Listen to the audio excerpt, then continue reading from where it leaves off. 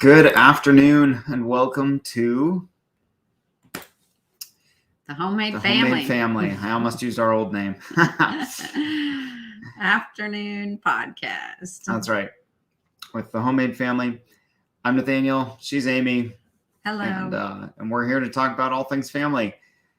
You want to cover our little details? You always do this intro. There's a reason she always does the intro. I don't know why we did it different today. Because it's details, but that's okay. Hey, thanks for joining us. We invite you guys to comment, to like, to share your thoughts with us as we talk. Throw some questions in there if you've got some, or if you have ideas for other podcasts that topics that you would like to hear. We would really love to hear from you guys on those and cover some things. Yep. You can find our podcasts anywhere you can find podcasts. So like Apple iTunes or Spotify, search for Insight Now and then look for the Homemade Family. You can find us on YouTube. Just Google search the Homemade Family, Nathaniel and Amy White. You can also find us on our website, www.thehomemadefamily.com. And of course, on our Facebook pages. Yes. So what are we talking about today? Today, we are going to talk about perfect parenting, whether there is such a thing or not, and how we do feel better about our parenting, and then basically forgiving ourselves. I've been running into a lot of people lately who are just really hanging on to things that they like, God forgave them, but they can't forgive themselves. And I understand because I've totally been there so many times, but let's talk about the perfect parent for a minute. How many of you know the perfect family? In fact, some of you maybe think that we're the perfect family, but you see them, you watch their Instagram feeds, you're like, do their kids ever make a mess? How come everybody's always so happy and cheery? And those moms and dads, how is their house always clean? Right? And they're super chill. And you're just sure that those parents have never, ever, ever yelled at their kids even once, And you guys, it's like we see them, they show up to church and they're happy and their kids are happy. And, you're kind of a hot mess because you've been running around trying to get kids out the door and wear the shoes anyway. And, we've kind of all been there. We laugh about that. But, it's like we can look around and think that everybody else has the perfect family and we're not. And then we get into this comparison and then we get down on ourselves. And anyway, I promise you that not only are we not the perfect family, we do have our struggles, but nobody else is a perfect parent either. As much as we think that maybe they have everything figured out, they probably don't. And I'm not saying that there aren't families that are really amazing and who are several steps ahead of you. And you know what? Even I love to follow certain families. And at first it used to be that I'd be like, oh my gosh, how do they do that? But now I'm like, hey, this is inspiration. If they do that well, then there's probably something I could learn from them to help bring some of that joy and structure into my own family too. And chances are pretty good if they have it all together now, they didn't used to. It's that they learned some things that they implemented and it made changes and now things are better. It's probably more a sign of overcoming hardship than that things have never been hard. Yeah, that's true. So anyway, we're just trying to get to the point that, hey, no perfect parents exist. And all of us have done things in parenting that we regret. And sometimes we hang on to those things or we replay them in our mind. But the best way to move beyond that is we're going to share those things today. Right. We have 4 amazing tips for helping you. I can't remember what I said, to get rid of the perfectionism thing and just move into successful and joyful parenting. Yeah. But I'm just going to share one more thing. There was an Einstein meme going around, and it had a little story with it that he got up to a blackboard and he started writing out the 9 times family, so 9 times 1, 9 times 2, 9 times 3, 9 times 4. and answering everything correctly. But when he got to 9 times 10, he wrote like 89 instead of 90. And the whole class kind of laughed at him and started making fun of him doing the wrong thing. And he's like, why is it that people make fun of the one thing that was done wrong instead of the 9 other questions that were answered correctly? And I think sometimes in parenting, that's what we do.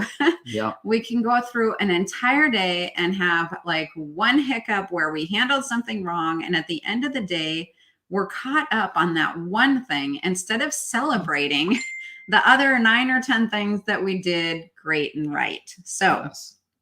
that's what weighs us down, is that one thing. But we Yep. want to help you leave those regrets behind and talk about forgiving ourselves and about helping our kids forgive themselves too. Yeah. Because Yep. it'll be generational. So Okay. let's just talk about perfectionism for a second. Before we dive into our tips for overcoming it, let's just kind of define what we're trying to fix. I know we all have an understanding of perfectionism anyway, but let's just kind of put this all out on the table, just because it's good to talk about the elephant in the room. So it's natural to want to be our best as parents and to hope for a high standard, have a high standard for ourselves, for our kids, all of that kind of thing.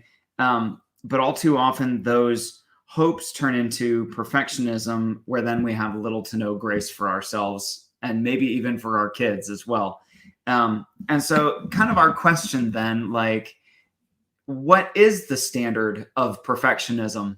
If we feel this burden to always do the right thing constantly, and we have no grace for ourselves when we mess up, then what actually does perfection look like?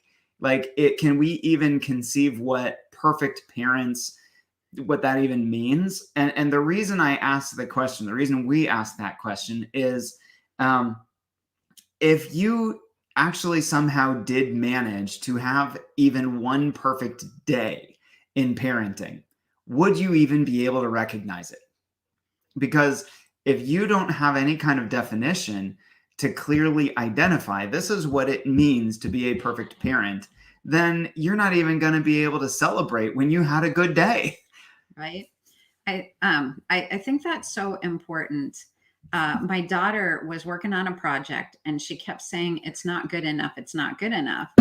And it's like, we can get driven by this idea that something isn't good enough, but we don't know what is good enough. And so I asked her, I said, well, what would make it good enough? At what point are you going to be satisfied? And she's like, oh, Yeah. you're right. Because she's trying to attain a standard that she didn't even have defined. And so of course you're going to feel like you're failing or falling short if you don't even know what it is that you're aiming at. Right. And so that just helped her have more grace for herself and go, oh, maybe this is actually better than I think it is. Yeah. And so just a couple things in understanding this and helping us I want to give us a couple little aha moments so that it helps us begin separating from perfectionism. And that first really is just that question. Well, what even does that even mean to be a perfect parent? And so if we don't even know what that perfect thing looks like, we don't even know when we had a good day. And so what we have instead then is often we'll get to the end of the day and we'll still have that voice inside of us pointing out all the things that we should have done or could have done more of or did better or whatever it is. And we'll still go to bed beating ourselves up, even though we actually had a really awesome day. Yeah. That's really good. So Sandy says, ooh, that's good. Yeah, Sandy. Hi, Sandy. Thanks for joining us. All right. And so the next little aha moment is just to realize that the way that the standard we hold for ourselves, that our kids are going to see us beating ourselves up. And so that was kind of another thing Amy saw in that moment in watching our daughter being like, oh, I got to get it perfect. I got to get it perfect. I got to get it perfect. Is it actually made Amy revisit some of these things and even examine for herself, and we've actually had more than just our daughter. It's been a number of things lately that's been making us go back and look at ourselves and how do we hold ourselves up to an impossible standard that we can't attain to. And And then as we hold ourselves to that standard, how does that get communicated to our kids that they have to be better than possible also? Mm-hmm. And so really this is like, if we can kind of tap into the mama bear and papa bear inside of us, that's the strong instinctive, we have to protect our kids. Like, well, let's protect them from beating themselves up. Mm-hmm. If we saw somebody grab our kids and start just abusing them with their words or punching them in the face, then that mama bear, papa bear would come alive inside of us and be ripping that person off and like throwing them in jail. Mm-hmm. Like, but so let's just have the same attitude, I guess, is what I'm saying. Let's have the same attitude to get rid of perfectionism off our kids too. Yeah, it really was that I felt a sadness and a grief in the way that I heard my daughter talking to herself, and one of my sons too. I'm like, I would never want anybody to talk to my child the way that they were talking to themselves.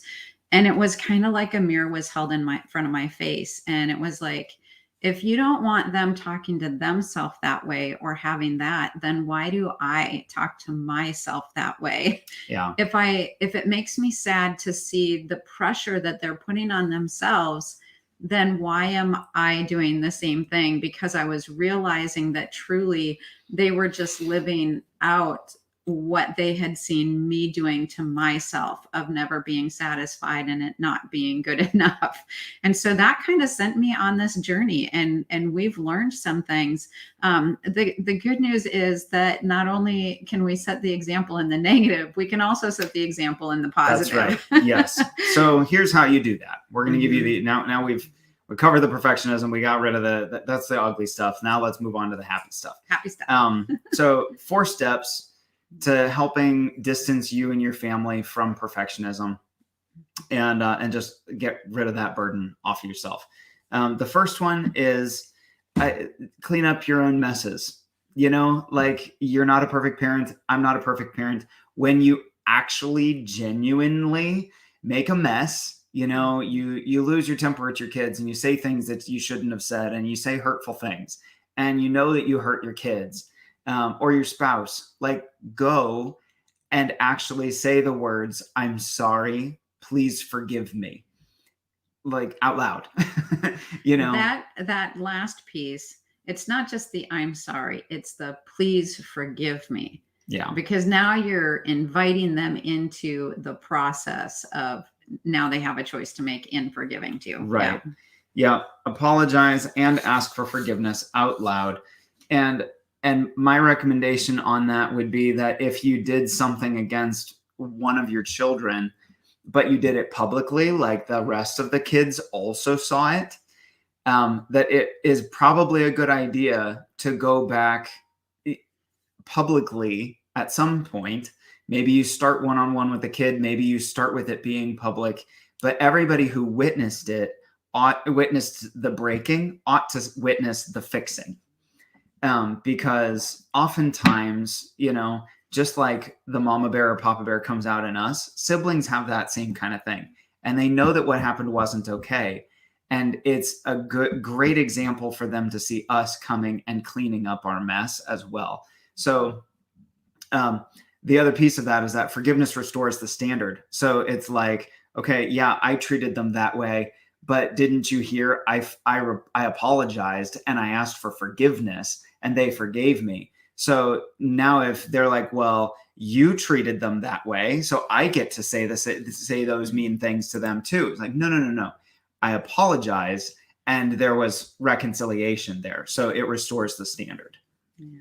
Hi, Annalie. She said, yes, the audience matters to God, Matthew 18. Yep. That is a biblical example. Yep. So a piece of this clean up your mess is also acknowledging hurt emotions, like saying, hey, not just I'm sorry, but I'm sorry. I know that what I said really, it wasn't okay. And it's not okay for somebody to treat you that way. And I shouldn't have done that.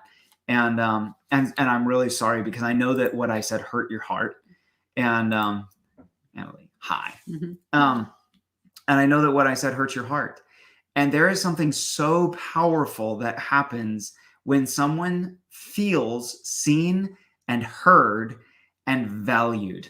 Mhm. You know, there have been so many conflicts I remember having as a kid, and it was just like, man, if that person would just come say they're sorry. Like, I know they probably know they messed up, but I want to hear the I'm sorry. And it would have meant worlds to me at the time. Um, to just simply have that. And through all of this process, and by the way, if your kids are young, we recommend don't give them a choice. Make them say, I forgive you. Like, and not for the sake of like forcing and it's actually just for the training that you're teaching and training. This is the proper way to handle a conflict. You clean up the mess, and part of that is you extend the forgiveness back to me. I did everything I can to fix it. Now you do your part. And so if they're young, that's part of teaching and training. You just have them say back, I forgive you. But doing all of this, you acknowledge the emotions, you say you're sorry, you ask for forgiveness, they forgive back.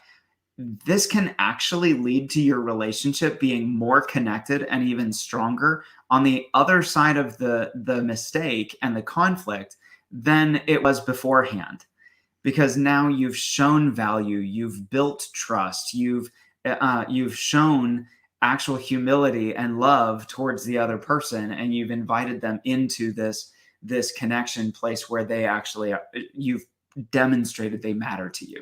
Yeah. So I'm just going to tie this in real quick to how does this break the perfectionism cycle? And part of that is because when we humble ourselves and apologize, it actually can remove this weight and it allows your children to see that making mistakes, while they're not fatal. Failure isn't fatal. Mistakes are part of learning. That it's okay to not reach this impossible standard, but rather that, hey, when we make mistakes, we don't let it destroy us. We forgive each other. And then that can help to break that cycle of like, I just have to be perfect and I can't own this stuff and like I can't make a mistake. Otherwise, there's this shame that goes with it. No, actually, the forgiveness and that apology helps it to be okay that we can work through the mistake Right. instead of having it define us. Right. There's been so many times I've sat a kid down and Annalise says, oh, totally. Relationships always heal stronger than they were before the break. Yeah, that's Yeah. really good. There's been so many times I've sat one of our kids down and I've said, hey, look, you have seen me, that I'm not perfect. You have seen the times when I've made mistakes and I've hurt your heart. And you have seen that every single time I seek you out and I fix the mess, I clean it up. And then you see me actually try to prove that I'm sorry because I work on my stuff. And so that is the standard. And I'm asking you to do the same thing. So my imperfections actually become an authenticity in calling them to work on their imperfections.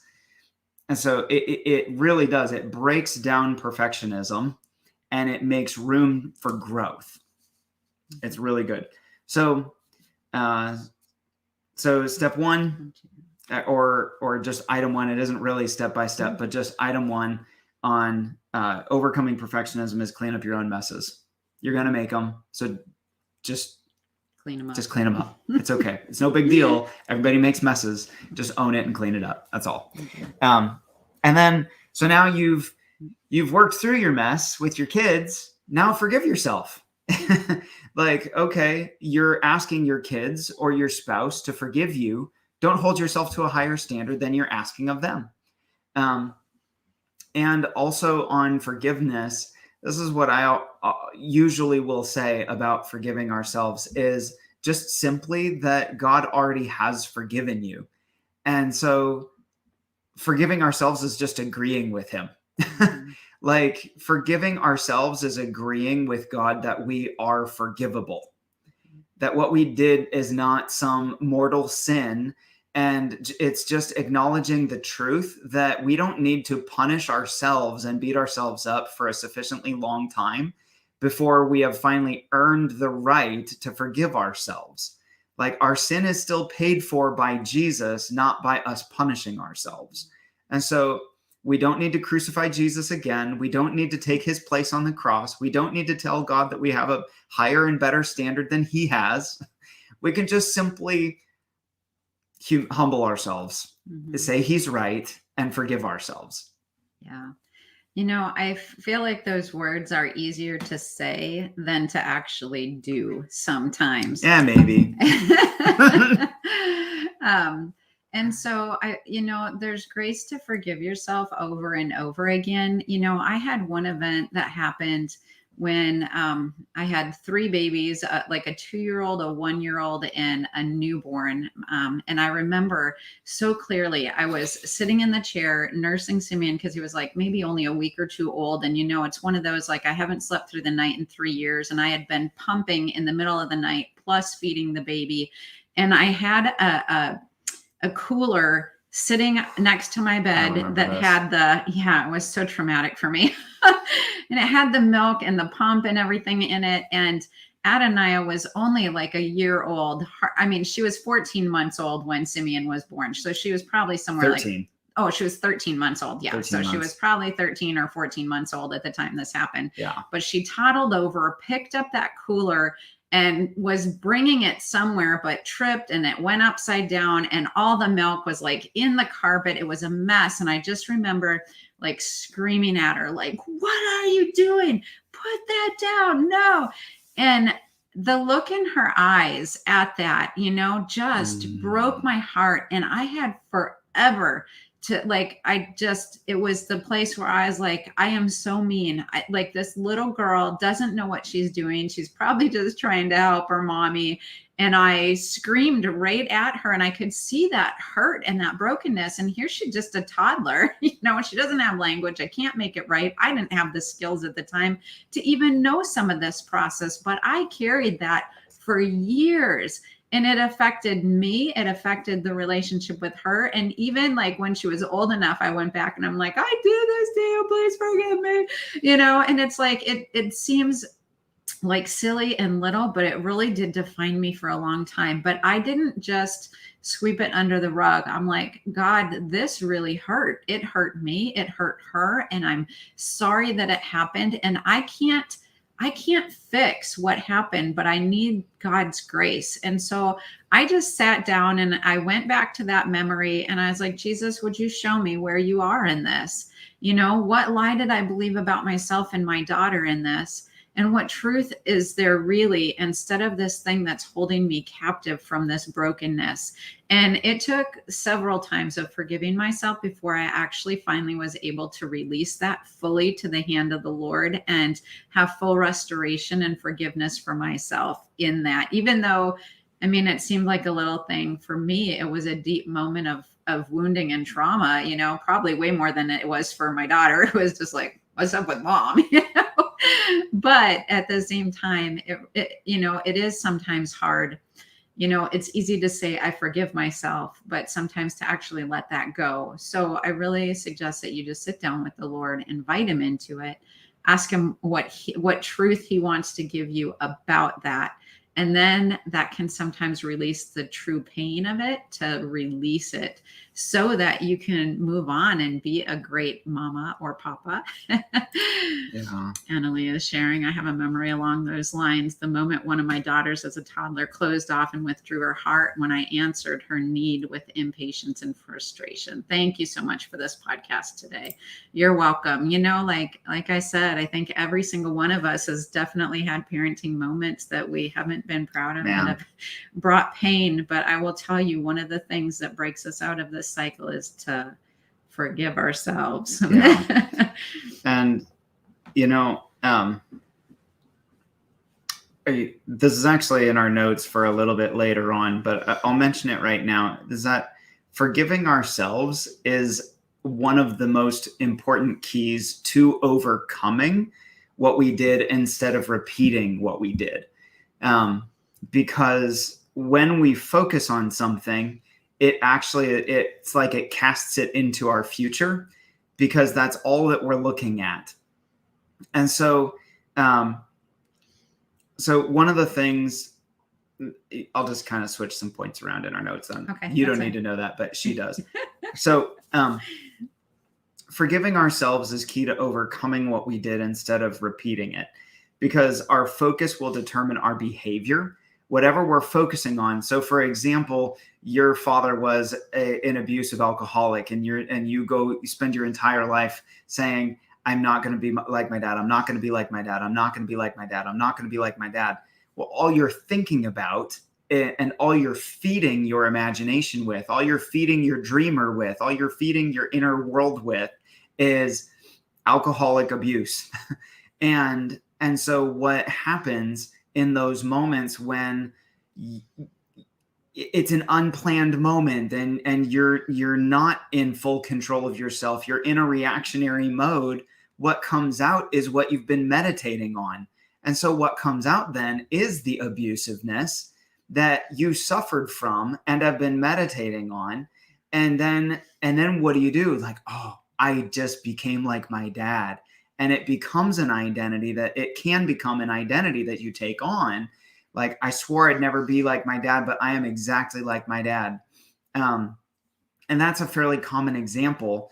It's a part of why so often people who have been sexually abused become sexually abusers, or at least those who do sexually abuse have been sexually abused. And so that is true for the negative, but it's also true for the positive. And so what breaks the cycle of the negative is forgiving ourselves.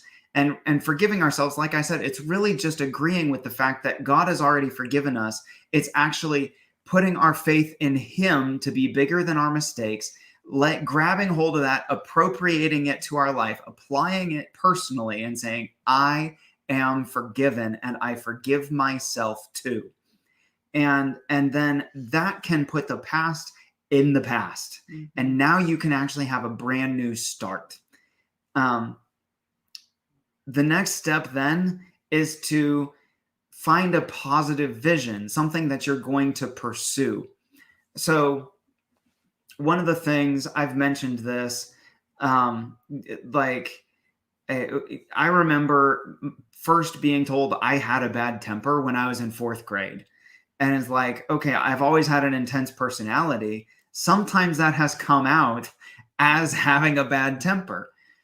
Well, I got to a healthy place with it until I was married, and then had a kid and a kid and a kid and a kid and a kid, until we had all of that intensity brought moments of that back out again, and I had to work at it again. Well, part of the vision that in the moment when I wanted to just be intense and yell and be loud and probably say some hurtful things, one of the things that helped me break that was getting a vision of, I want my kids to trust me to watch their kids. I want to be trusted to be their babysitter when she's not home.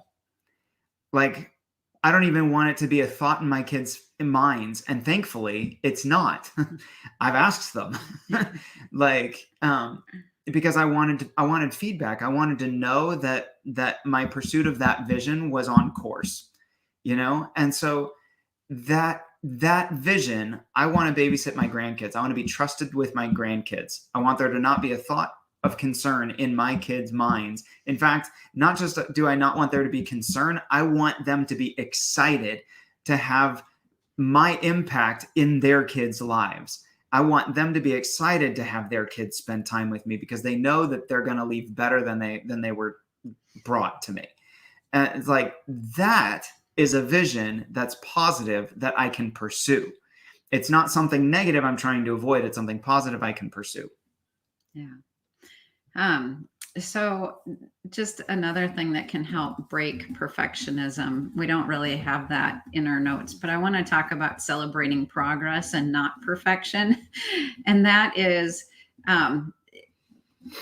because perfection will never, ever be attainable for anybody, but progress is, Yep. So when we're doing good things, that's worth celebrating.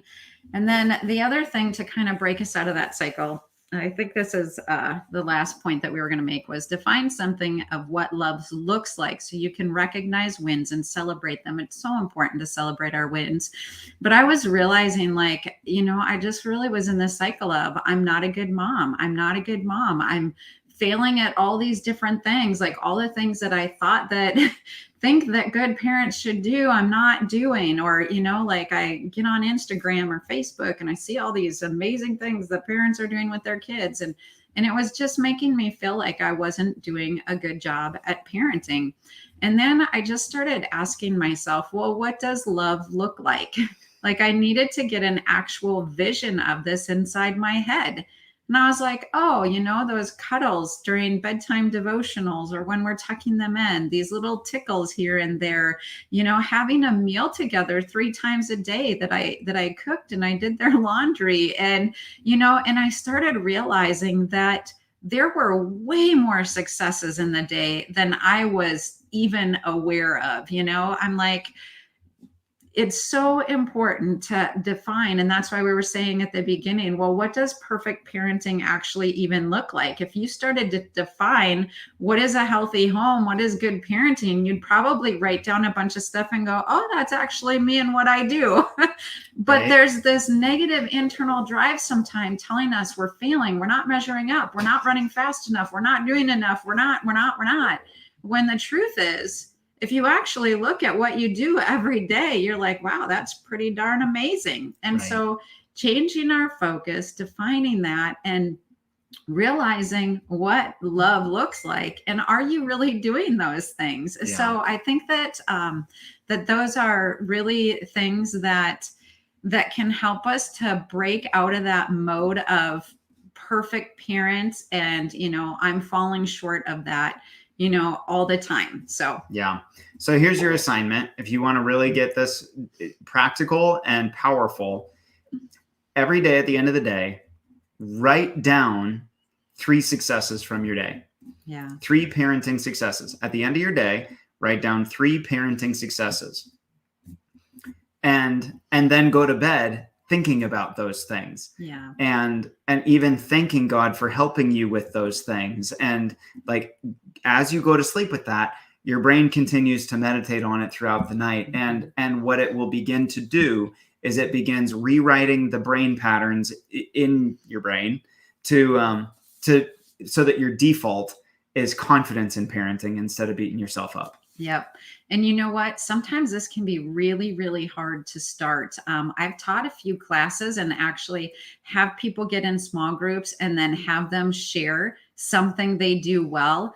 And I can't tell you how many people have nothing to say.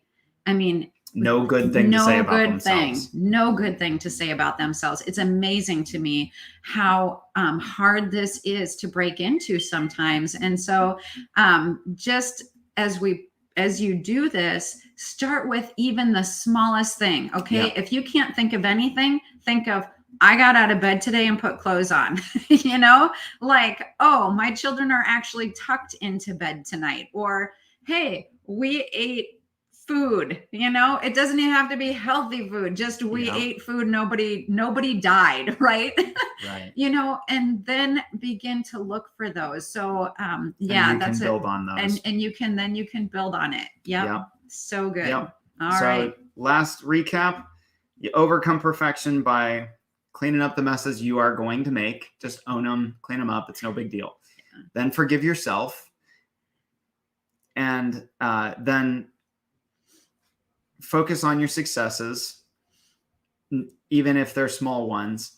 What is that? Define something of what love looks like so that you can recognize wins and celebrate them, and then actually celebrate them. Basically, that's it. Yep. So, well, thank you so much for joining us. We will be back here again next week, Friday. All Yay. Right. Take bless care. You guys. God bless you. Have a wonderful week. Thank you for joining us today. We look forward to connecting with you guys more next week. Bless you.